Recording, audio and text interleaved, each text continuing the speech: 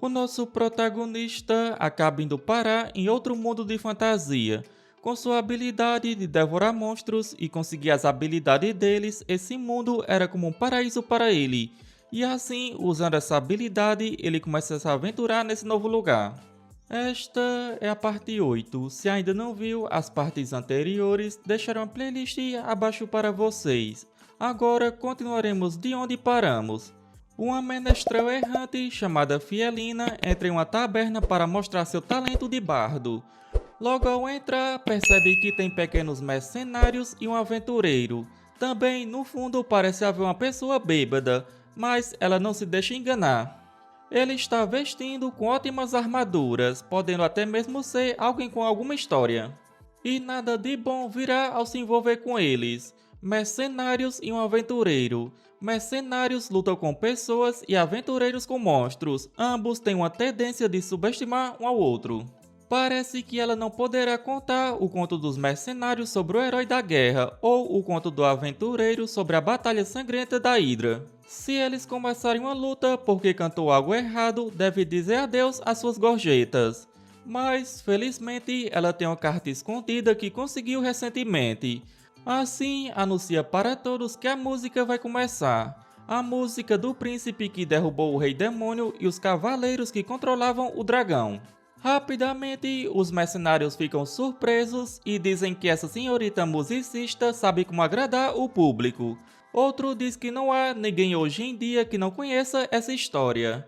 Ao começar a cantar, começa a jogar moedas de ouro para ela. Fialina pensa que essa música é definitivamente eficaz. A reação é muito boa, mas ela não pode contar quantas vezes e em quantos dias teve que cantar isso, já estava cansada disso. Estava quase chegando ao clímax, e os ganhos de hoje dependem dessa parte. Depois de ver a morte do herói, que também era seu irmão, o príncipe não sentiu desespero, mas sim uma profunda tristeza e uma fúria crescente pelo malvado rei demônio. Esse desespero alcançou a deusa, que temporariamente concedeu forças dos cavaleiros ao príncipe, e naquele momento a espada do príncipe rasgou o coração do rei demônio. Assim que vai terminar, uma pessoa grita e pergunta a Kim do que estava rindo, questionando se ele acha a história do príncipe engraçada, o chamando de traidor bastardo. Kim apenas continua rindo. Outro mercenário comenta que, assim que ele bebe, sua personalidade fica podre, mas aquele outro cara realmente não tem maneiras também. Outro mercenário diz que eles estão arruinando o clima. Fielina pensa que o fluxo parou, os mercenários contra o aventureiro, 4 contra 1. Ela sabia que os mercenários iriam ganhar, então não haveria problema em a próxima música ser sobre o conto dos mercenários sobre o herói da guerra. Assim, os mercenários seriam bombardeados e suas carteiras se abririam. Mas, para sua surpresa, logo em seguida, Kim quebra o braço do cara e, em sequência, o segura pela cabeça e o joga com força no chão. Os outros mercenários rapidamente vão para cima dele, mas nada adianta. Kim, com apenas um soco, joga um deles com força para o lado. Outro tenta acertá-lo com a adaga, mas ela é quebrada devido às escamas de Kim. Pouco tempo depois, Fielina sai correndo da taberna, pensando que isso é insano e com um pressentimento ruim de que esse incidente vai se tornar incontrolável. Com isso, decide ir embora antes que seja envolvida. As ações daquela garota foram mais sábias do que as de qualquer outra pessoa em Santo Febro. Kim pensa sobre a história de Fielina, que dizia que a força dos cavaleiros foi concedida ao príncipe. Aquele babaca nunca ficou triste naquele momento. Por isso, não conseguiu controlar sua risada de jeito nenhum, e comenta que estava animado para escutar uma comédia depois de tanto tempo, mas esses caras arruinaram o clima. O mercenário pede para poupar sua vida, e em seguida a pessoa que estava no fundo diz que já chega.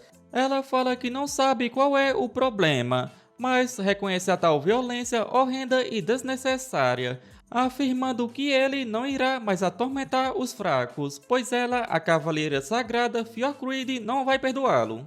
Kim pensa que essa garota disse cavaleiro sagrado. Ele não consegue ver bem, mas definitivamente aquele é o selo do Estado-nação da Igreja da Deusa. Cavaleiros sagrados são alguns dos mais poderosos na Igreja da Deusa. E parando para pensar nisso, ele ouviu do príncipe algumas informações sobre o nação-estado da igreja. Parece um lugar que foi baseado no Vaticano na Terra. A pequena cidade-estado possui a maioria dos super-humanos, os quais transcenderam seus estados humanos. O poder distorcido da igreja, aquela que representa a igreja é a santa, que os acompanhou na viagem anterior. Um esqueleto que foi combinado com metal abençoado, músculos extremamente condensados, visão e reflexo que transcenderam os de humano, mais especificamente uma arma humana. O problema é que, para criar essas santas, é necessário uma enorme quantidade de tempo e dinheiro. Não importa quantas doações o Estado da Igreja receba, até mesmo em um mundo anterior levaria 10 anos para produzir uma santa, a fim de criar uma arma equivalente ao herói por mãos humanas. Esse é o custo desse método. E então, o Estado da Igreja sugeriu como uma maneira mais eficiente de produzir super-humanos, e esses são os Cavaleiros Sagrados. Um humano modificado que, assim como as santas, é feito com magia e bênçãos. O orçamento necessário para criar um grupo é 200 vezes menor que o de uma santa, e o período de tempo necessário para estar funcionando é 40% menor. Além disso, pode-se estabelecer um sistema em massa para produzir diversos cavaleiros sagrados de uma só vez. Apesar de a performance ainda não ser comparável à de uma santa, se uma santa fosse um modelo mais novo de um tanque, então o cavaleiro sagrado seria um tanque de um modelo mais antigo. Dito isso, um ser humano não teria chance contra um tanque do modelo novo, nem contra um do modelo antigo. Quem pensa que, para ser honesto, comparado ao herói e à santa, ela parece ser absurdamente fraca. Mesmo se ele se movesse fracamente, deveria ser capaz de eliminá-la, mas nada de bom viria ao mexer com o estado da igreja desde o início.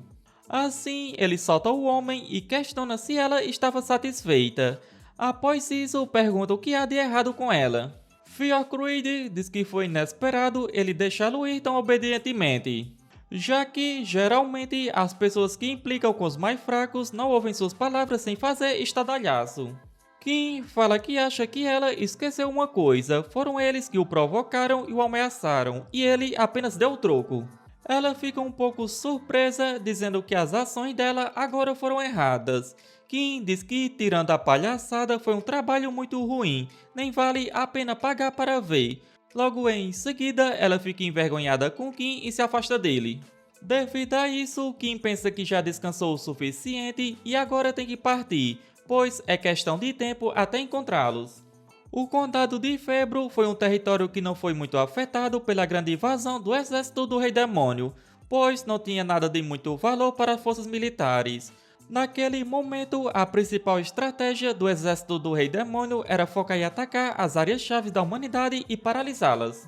Para o Condado de Febro, onde havia uma falta de habilidades técnicas, produtos e uma população relativamente pequena, não era um lugar que ameaçasse o exército do Rei Demônio de nenhuma forma.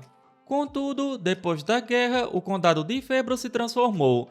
Primeiro, refugiados dos territórios vizinhos que sofreram com a guerra vieram para o Condado de Febro e começaram a fornecer mão de obra. Mercenários sobreviventes da guerra vieram em massa para descansar em Febro Santo, o qual era mais intacto. Para cobrir a crescente demanda, restaurantes e pousadas surgiram, e a economia começou a crescer rapidamente. Houve um boom no Condado de Febro que nunca tinha sido visto antes. Contudo, uma complicação começou a crescer também. Devido ao grande número de estrangeiros acumulados no condado, uma hierarquia estranha começou a se formar. A classe mais baixa são os refugiados que apenas podem usar seus corpos. A classe média são os cidadãos de Febro já existentes e no topo estão os mercenários. O maior problema atualmente são os mercenários. Essas pessoas, sendo a classe mais alta do condado de Febro, desfilavam nas ruas com suas cabeças erguidas, pois sabiam muito bem que o atual boom foi somente graças a eles. Eles resolviam todos os problemas com dinheiro e violência, e enquanto a autoridade governante que deveria impor limites à tirania dos mercenários, não havia como pará-los. O Conde de Febro estava interessado apenas em seu próprio lucro e não tinha interesse em manter a ordem pública. Um cara contou tudo isso para Kim, revelando a situação desse lugar, e pergunta quando ele fará seu movimento decisivo. Kim responde que poderia estar pronto para agir nesse exato momento. O cara então pergunta se isso seria em cerca de 30 minutos, e Kim confirma dizendo que, quando chegar essa hora, enviará um sinal. Pouco tempo depois, um sujeito grita perguntando quem é o maldito que ousou mexer com o grupo deles, o grupo de mercenários Explosão Vermelha. Kim rapidamente percebe que era o homem da taberna, então se esconde e comenta que agora meio que entende a situação. Assim, decide adiar o plano. O líder do grupo pensa que realmente odeia lidar com problemas, mas pensa que se ele não fizer nada enquanto seus homens estão sendo atacados, não será capaz de manter as aparências. Aqueles caras lutaram 4 contra 1 e apenas um voltou vivo, o que significa que o oponente deve ser bem perigoso. Ele pensa que isso é bem irritante, questionando por que alguém levaria uma surra e voltaria. Mas se reunir um grupo grande e causar medo no cara, ele não sairá precipitadamente. Então, eles pensarão, no final das contas, esse cara é um covarde, o que lhes dará uma vitória mental. Assim, ele poderá finalizar esse problema com bebidas junto aos seus subordinados. Só precisava criar uma cena mais uma vez e terminar com isso. Então, ele grita que esse é seu último aviso, ordenando que o homem saia imediatamente. Mas logo em seguida é interrompido por alguém o mandando calar a boca. O líder, ao olhar para o lado, vê um cara bêbado. Esse bêbado diz que aquele é o Santo Febro, a cidade onde eles vivem, e que não é um lugar onde estrangeiros como eles podem zanzar por aí como se fossem turistas. O líder fica surpreso por um segundo e se pergunta o que há com aquele bêbado, mas pensa que, na verdade, isso é uma boa coisa. Seria perfeito usar esse cara como um exemplo para fazer as pessoas recuarem. Então ele ordena a seus homens que dê uma mãozinha para aquele cara. Os mercenários começam a ir na direção do bêbado, dizendo que o farão nunca mais abrir a boca. No entanto, para a surpresa de todos, logo em seguida o bêbado é atingido por uma flecha. Irritado, o líder grita que nunca disse para eliminá-lo. Rapidamente, gritos começam a ecoar, dizendo que um mercenário matou alguém, que não podem deixar esses desgraçados ficarem por mais tempo, e conclamam os cidadãos a se levantarem e tomarem de volta o santo febro desses mercenários. O líder pensa que agora estão acabados. O príncipe Eduardo, o legítimo herdeiro ao trono do grande reino de Grand Contine, uma vez disse isso sobre o conde de Febro. Montoya o chamou de um desgraçado inútil. Aquele lugar era um dos principais territórios do reino sob o governo de seu avô, mas pensar que ele estaria em um estado tão patético depois de apenas 2 gerações. Montoya se pergunta se, após a morte precoce de seus pais e ao se tornar Lorde ainda jovem, ele não deveria ter amadurecido muito mais rápido também. Mas aquele cara tem quase 50 anos com habilidades e maturidade de uma pessoa de 12. Em várias décadas, a única coisa que ele conseguiu foi envelhecer. Não existe outro idiota como ele, é o primeiro desgraçado que precisa ser substituído. Kim comenta que, a princípio, pensou que ele estava falando bobagens e exagerando porque estava bêbado, mas ao chegar pessoalmente ao local, percebeu que o julgamento dele estava certo. Santo Febro, a capital do território, foi a única transformada.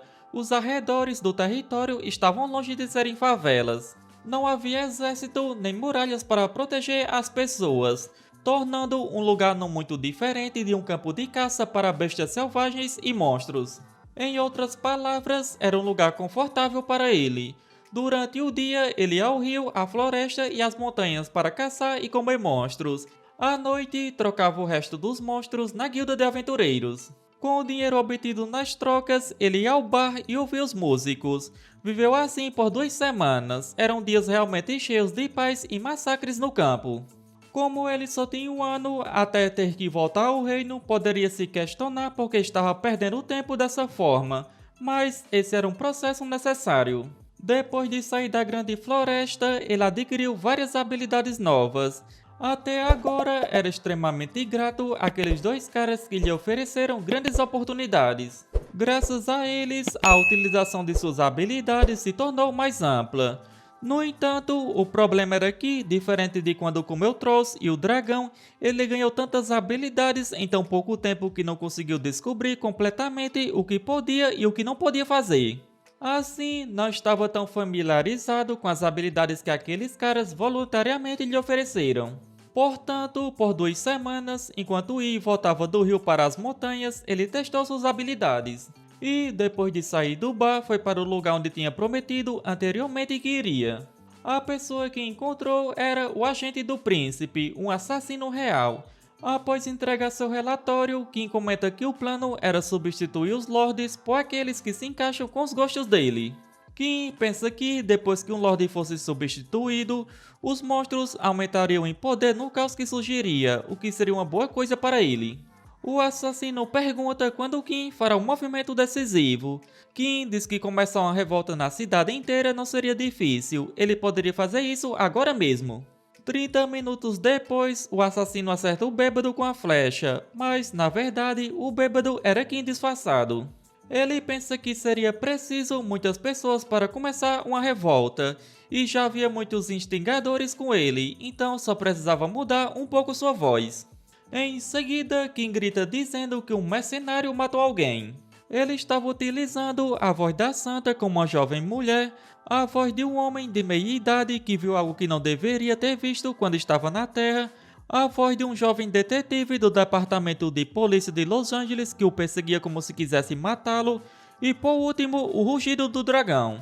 Usando essas vozes, ele grita para os cidadãos se levantarem e recuperarem Santo Febro desses mercenários. Logo em seguida, Kim pensa que isso foi sinceramente incrível. Além do mais, se amplificar os instintos de luta das pessoas que infectou através das fontes de água, elas lutarão com certeza. Observando tudo, Kim comenta que isso é uma obra-prima. Em outro lugar, Motoya, ao receber o relatório, descobre que o ódio dos cidadãos de Santo Febro pelos mercenários ficou evidente com o início de uma reviravolta na cidade. Os cidadãos rejeitaram os estrangeiros e começaram a expulsar não só os mercenários, mas os refugiados também.